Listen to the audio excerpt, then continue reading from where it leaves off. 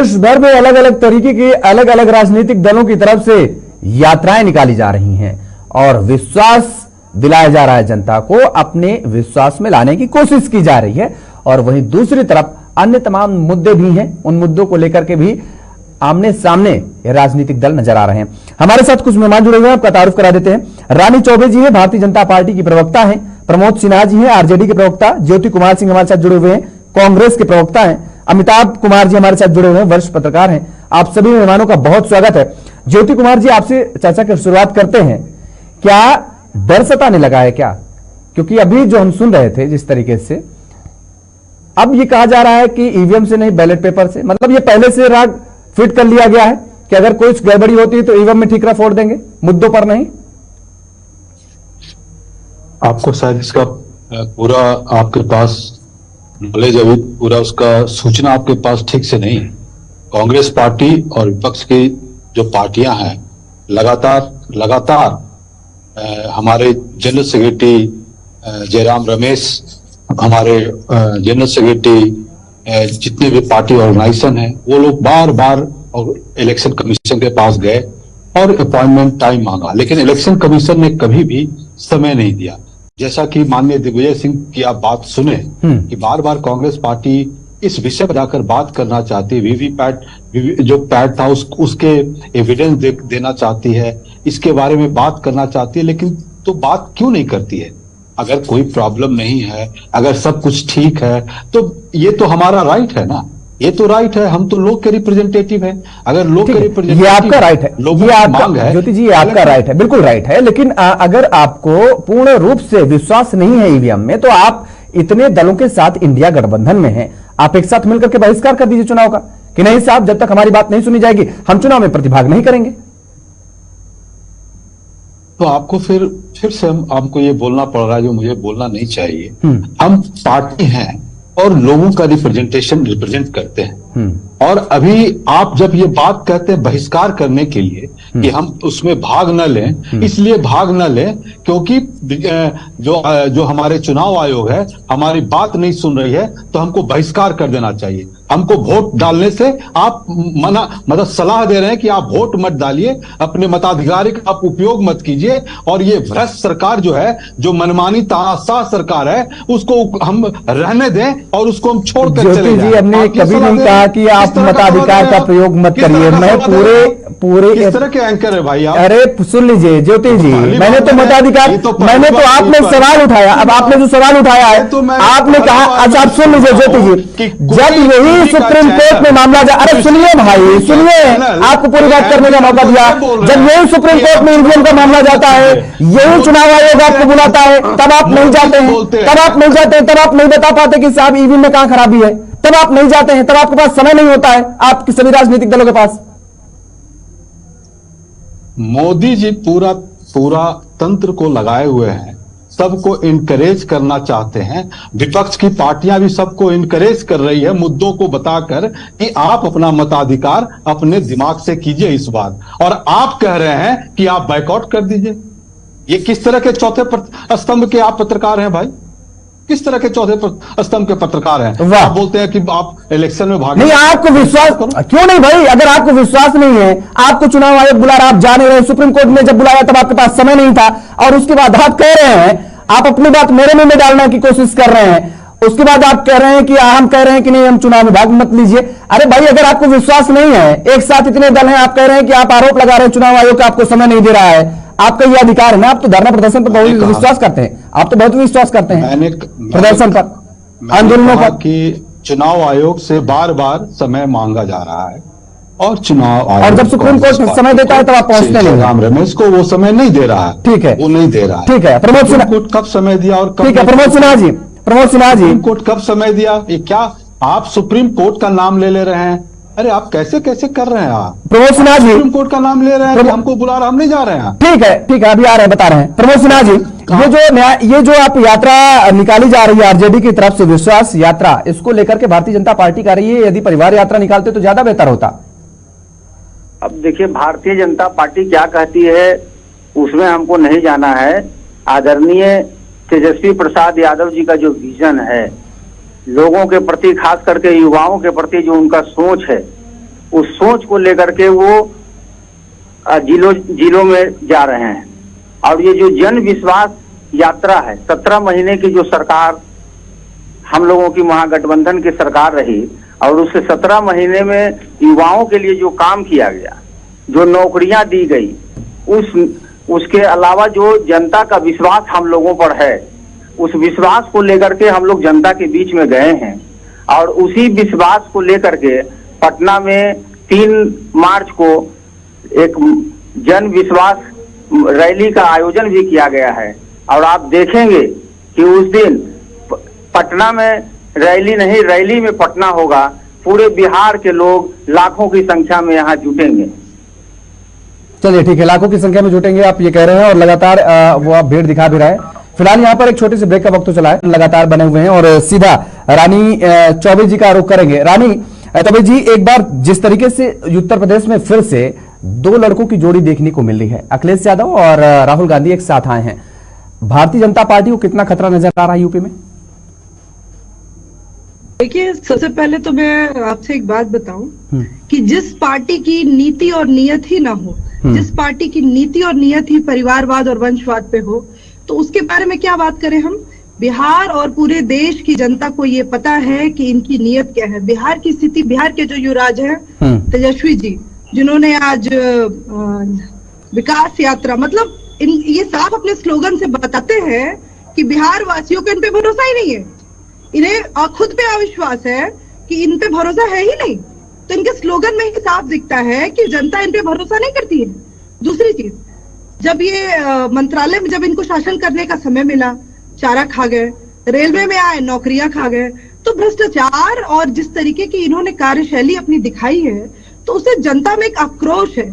और कहीं ना कहीं आज भारतीय जनता पार्टी को नरेंद्र मोदी के नेतृत्व में जिस तरीके की उपलब्धियां मिल रही हैं, जिस तरह की नीतियां मिल रही हैं, और विकास की जो धारा बह रही है पूरे देश में, तो उससे काफी प्रभावित होके और काफी उनके कॉपी करने में ये विकास यात्रा, वो यात्रा निकाले जा रहे हैं। तो मुझे लगता है कि इनको प्रधानमंत्री जी से सीखना चाहिए कि कार्यशैली पे ध्यान कैसे रहे। ये यात्रा करने से कार्य नहीं होगा, और बिहार और देश की जनता का आगे नहीं बढ़ेंगे जब ये कार्यशैली पे ध्यान देंगे, जब ये प्रधानमंत्री की योजनाओं के साथ मिलकर काम करेंगे। तो इन्हें तो क्या है कि इनको जनता से मतलब नहीं। प्रधानमंत्री जी पूरे देश को अपना एक परिवार बोलते हैं, और ये क्या कहते हैं, ये माई और बाप की बात करते हैं। तो इनके तो शब्दों में ही बताते हैं कि माई और बाप की बात करते हैं। आपको पता होगा कि हम पिताजी बोलते हैं, हम बाप नहीं बोलते हैं। पहली बात कि हम किसी भी अपने पिता को पिताजी बोलते हैं, ना कि बाप का के संबोधित करते हैं। तो इनके वर्ड्स में ही साफ बताता है, इनके स्लोगन्स में बताता है। नहीं, उन्होंने स्लोगन का, उन्होंने बाप का क्या मतलब है वो भी पूरा डिस्क्राइब किया ना उन्होंने। देखिए, नहीं तो मैंने यही बोला ना कि प्रधानमंत्री जी का सिर्फ कॉपी ना करें। हाँ। सिर्फ ये महिला आधी आबादी की बात ना करें। ये वही तेजस्वी यादव, ये वही उन्हीं के बेटे हैं ना। जब शिल्पी और गौतम कांड हुआ था, ये पूरा बिहार जानता है, पूरा बिहार जल रहा था उस समय, तब लालू जी ने न्याय क्यों नहीं दिया था। जब ये आधी आबादी की बात करते हैं, तो मैं ही एक महिला हूँ, मैं पूछती हूँ आज लालू प्रसाद जी के युवराज से, तेजस्वी यादव जी से, कि जब ये आधी आबादी की बात करते हैं तो ये भी तो बताए, ये शिल्पी गौतम कांड जो हुआ था, एक आईएएस की बीवी के साथ क्या हुआ था, ये सब चीजें भी तो बताए कि इनके राज्यकाल में क्या हुआ। आज बिहार की जनता जानती है कि प्रधानमंत्री जी की सिर्फ बातें नहीं होती हैं, ये लोग जिस तरह की बातें सिर्फ करते हैं और यात्राएं करते हैं, प्रधानमंत्री जी अपनी नीतियों पे काम कर रहे हैं। और आज 5वीं अर्थव्यवस्था हमारी 5वीं इसमें पहुंच गई है। आपको समझना चाहिए इन लोगों को कि आज पूरा भारत, जब हम भारतवासी, इससे आगे विदेश में कोई इज्जत नहीं थी हमारी, आज वो समय आ गया है कि प्रधानमंत्री का वेलकम करने के लिए जय श्री राम के नारे के लिए पूरा विश्व खड़ा है। तो ये सब चीजें भी बात करें ना, बात करें कि बिहार की जनता की मानसिकता क्या है, बिहार की जनता चाहती क्या है, पूरे देशवासी चाहते क्या है। आस्था के साथ खिलवाड़ करते हैं ये लोग। ठीक है, ये लोग एमवाई की समीकरण नहीं करते हैं।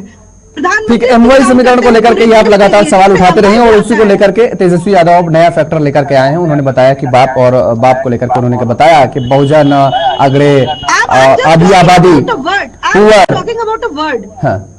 उनके जो वर्ड्स है ना, उसके मीनिंग वो कब बताते हैं, लेकिन उसके वर्ड्स पे भी जाए। ठीक है, उसके वर्ड्स पे जाना चाहिए। अमिताभ जी समझ लेते हैं, बिहार को बहुत अच्छी तरीके से अमिताभ जी जानते हैं, समझते हैं, परखते भी हैं, उन्होंने देखा भी है। अमिताभ जी, बिहार में जिस तरीके से अब माई बाप की पार्टी का मामला सामने आ गया है, दूसरी तरफ से राबड़ी देवी को हमने अब सड़क पर देखा, वो कह रही है गुंडा राज इस समय चल रहा है, गुंडों की सरकार चल रही है। तीसरी बात एक और बड़ी आ रही है यहां पर निकलकर कि यह कहा जा रहा है कि लोकसभा के चुनाव ही के साथ बिहार के भी विधानसभा के चुनाव हो सकते हैं, असेंबली भंग कराई जा सकती है। जी, वो अपने तरीके से चीजों को प्रेडिक्ट करने की कोशिश कर रहे हैं। इस बात का डर है कि ऐसा संभव है कि दोबारा चुनाव करा लिए जाए, लेकिन अभी कोई ऐसी बात सामने आई नहीं है। न ही नीतीश जी ने ऐसा जाहिर किया है कि वो इस्तीफा देने वाले हैं और असेंबली को भंग करने वाले हैं। अभी जो प्रोपोजिशन चल रहा है उसमें मुझे तो लगता नहीं है कि ऐसा कुछ होने जा रहा है। 2024 के चुनाव में भारतीय जनता पार्टी का अभी सबसे ज्यादा ध्यान है कि अधिकतम सीटें हासिल कर वो रिकॉर्ड जीत दर्ज करे। तो उस लिहाज से मुझे नहीं लगता कि भारतीय जनता पार्टी कुछ ऐसा चाहेगी, कुछ ऐसा करना चाहेगी। और जहां तक तेजस्वी जी की बात है, मुझे लगता है कि तेजस्वी जी अपनी जनता को, जो उनके मतदाता वर्ग हैं, उनसे कनेक्ट करने के लिए जिस तरीके के वो शब्दों का चयन वगैरह उनको जरूरी लगता है वो करते हैं। उन लोगों को वैसा अंदाज रहा है, वैसा ही स्टाइल रहा है।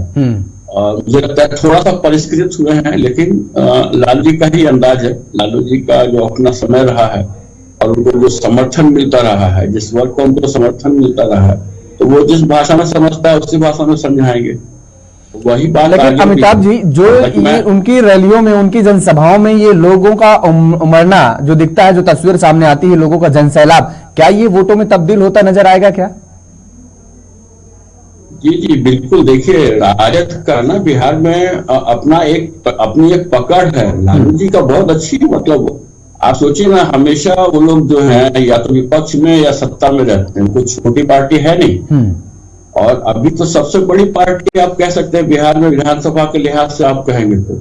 और उनका अपना एक वर्ग है, मतदाता वर्ग जो है, वहां पे इन सब चीजों का फर्क नहीं पड़ता। हमारे यहाँ जैसे सोचते हैं ना कि आप कहेंगे कि बहुत भ्रष्टाचारी लोग हैं या परिवारवादी लोग हैं, तो इससे आम जो मतदाता जो राजद को वोट करता है उसे फर्क नहीं पड़ता है। मैं आपको बता सकता हूं, मैं वहां ग्रामीण इलाकों में जब रिपोर्टिंग करने के लिए जाया करता था, किसी चैनल में था, तो वहां लोगों से जैसे हमने बातचीत की कि देखिए इतना भ्रष्टाचार है। मैं आज से 30 साल पहले की बात आपको बता रहा हूं, और तो उसके बावजूद आप लोग लालू जी को सपोर्ट कर रहे हैं। तो उनका मोस्टली जवाब क्या होता था, अच्छा तुम्हारे लोग, तुम्हारे पसंद के लोग रहेंगे मुख्यमंत्री तो सब अच्छा था, और हमारी पसंद का आदमी लूट रहा है तो बहुत दिक्कत है तुम्हें। मतलब वहां इस बात पे भी बहादुरी है कि हमारे पसंद का आदमी लूट रहा है या हमारे जाति वर्ग का आदमी जो है उसको मौका मिला है तो वो लूटपाट कर रहा है। तो उनको भ्रष्टाचार को लेकर अभी भी उतनी ज्यादा जो अवेयरनेस है या उसको खत्म करने को लेकर के उनके अंदर जो बातें होती हैं मिजाज में, वो आपको अभी ग्रामीण आम जनता में नहीं दिखता है। उसका बड़ा कारण भी है कि भ्रष्टाचार से अभी मुक्ति नहीं है, बहुत भयानक व्यवस्था है। मतलब बिहार के लिए जो शब्द गढ़े गए हैं या जो हम सुनते हैं शब्दों को लेकर, शब्दों को, वो उसमें अभी बहुत सुधार करने की जरूरत है। उसमें कहीं ना कहीं अभी सच्चाई नजर आती है। आप ये कह रहे हैं कि वर्तमान स्थिति भी कुछ वैसी ही नजर आ रही है। चलिए ठीक है, चर्चा को आगे बढ़ाएंगे, लेकिन यहाँ पर एक और छोटे से ब्रेक का वक्त हो चला है। यहाँ पर एक और छोटे से ब्रेक के लिए रुक रहे हैं, ब्रेक के बाद फौरन हाजिर हो रहे हैं।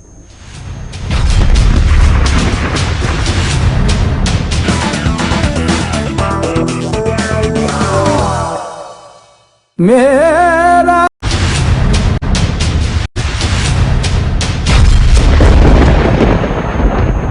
ब्रेक के बाद एक बार फिर आप सभी का स्वागत है। चर्चा को आगे बढ़ाएंगे, हमारे साथ सभी मेहमान लगातार बने हुए हैं और ज्योति जी का सीधा रुख करेंगे। ज्योति कुमार जी, क्या लगता है कि अब समाजवादी पार्टी, कांग्रेस एक साथ उत्तर प्रदेश में आई है, खेला दिखा पाएगी? क्योंकि अगर हम 14-19 का जिक्र करें तो 14 में भी जो vote percent Bharatiya Janata party का बढ़ा, 19 में उससे भी 42 से ज्यादा पहुंच गया, 49 कुछ पर। और अगर आपका हम जिक्र करें तो आपका 14 के बाद 19 में 1 कुछ परसेंटेज वोट बैंक घटा है। लेकिन चुनाव के रिजल्ट देखे तो मायावती और समाजवादी पार्टी दोनों तरफ से आरोप प्रत्यारोप लगाए गए कि वोट बैंक ट्रांसफर नहीं हो पाया। आपको उम्मीदें हैं कि आपका एक ट्रांसफर हो जाएगा आप लोगों को? ऐसा है योगेश जी कि अभी जो सिचुएशन है इस देश का, वो सिचुएशन पहले से और खराब हुआ है। और जब आज की बात हम करते हैं, कांग्रेस इंडिया गठबंधन जो हमारे और एलाइज हैं, वो मुद्दों पर इस बार चुनाव लड़ रहे हैं और मुद्दे बहुत भयानक हैं। और ऐसे मुद्दे हैं जो कि डे टू डे युवाओं के लिए, महिलाओं के लिए, किसानों के लिए, जो आपके माध्यम से, आपके टीवी के माध्यम से भी पता चलता है। अगर किसानों की ही बात करें तो आप किसान का एक बहुत बड़ा रोल होता है उत्तर प्रदेश के इलेक्शन में, पश्चिमी से लेके हर जगह देखेंगे आप। तो उस ख्याल से, और जहां तक युवाओं की बात करें, बेरोजगारी आज 45 साल के आज सबसे ऊपरी हिस्से पर है। तो अगर आप महिलाओं के साथ जो टॉर्चर की बात करेंगे तो आप इतनी बातें हैं कि मैं उसमें जाना नहीं चाहता हूं। चाहे वो पहलवान हमारे जो मेडल लेके आए उनके साथ जिस तरह हुआ, चाहे उन्नाव की बात करें, चाहे सेंगर की बात करें, भारतीय जनता पार्टी के चाहे उत्तराखंड में इतनी घटनाएं हुई।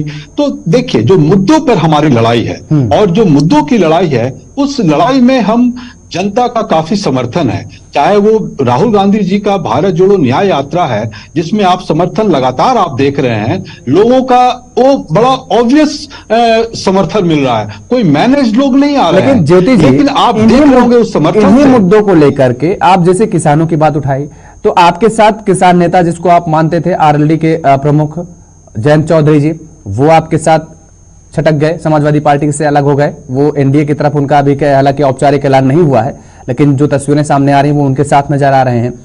आपने बेरोजगारी का मुद्दा उठाया।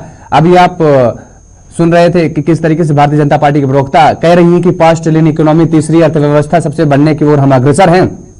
उत्तर प्रदेश में ग्राउंड ब्रेकिंग सेरेमनी 4 मनाई गई। अभी कितने बड़े बड़े उद्योगपति वहां कह रहे हैं पहुंच रहे हैं, निवेश कर रहे हैं, उससे कह रहे हैं कि रोजगार दिया जा रहा है। तो ये सब चीजें क्या जनता के बीच में नहीं जा रही हैं?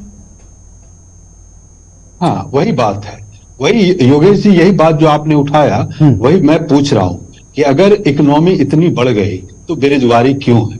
अगर इकोनॉमी इतनी बढ़ गई तो किसानों के साथ दुर्व्यवहार क्यों है? आप किसानों को बोले थे कि हम डबल आय इनकम कर देंगे, जो नहीं कर पाए। आप किसानों के लिए कील, उस पर गोली चला रहे हैं, रोड पर कील लगा दे रहे हैं कि वो आ नहीं पाए, अपनी बात को नहीं रहा। आखिर ये करने की क्या जरूरत है जब सब कुछ ठीक है, जीडीपी भी ठीक है, इकोनॉमी भी बढ़ गया, कहीं कोई क्राइम भी नहीं है? तो आखिर ये राम राज क्यों नहीं है? किस लिए नहीं है? आप अयोध्या की बात करते हैं, आप लोग बार बार विपक्ष के नेताओं से पूछते रहे। मैं पूछता हूं, अमित शाह क्यों नहीं गए? रानी चौबे जी जवाब दीजिए। सब कुछ ठीक ठाक चल रहा है तो फिर ये किसान आंदोलित क्यों है? देश की बेरोजगार क्यों नहीं आने दिया आप?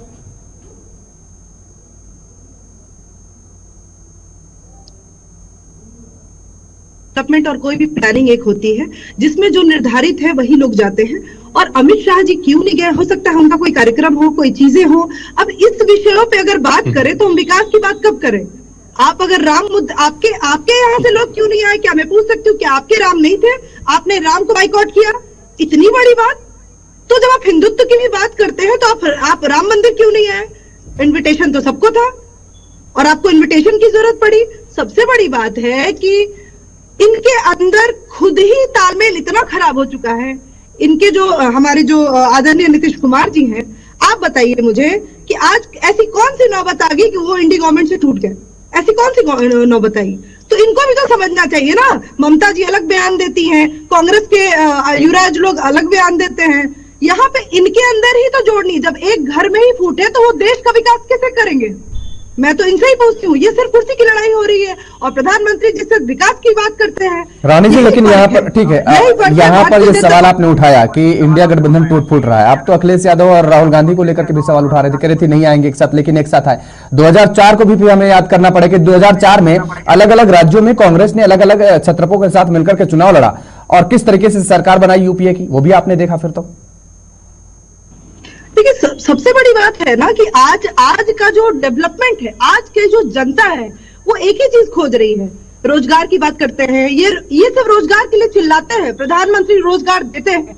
हम तो यहाँ तक बात कर रहे हैं कि एक एक गांव में स्मॉल स्केल इंडस्ट्री सेटअप हो जहां पे हर लोगों को रोजगार मिले और सेल्फ क्रिएटर बन रहे हैं लोग।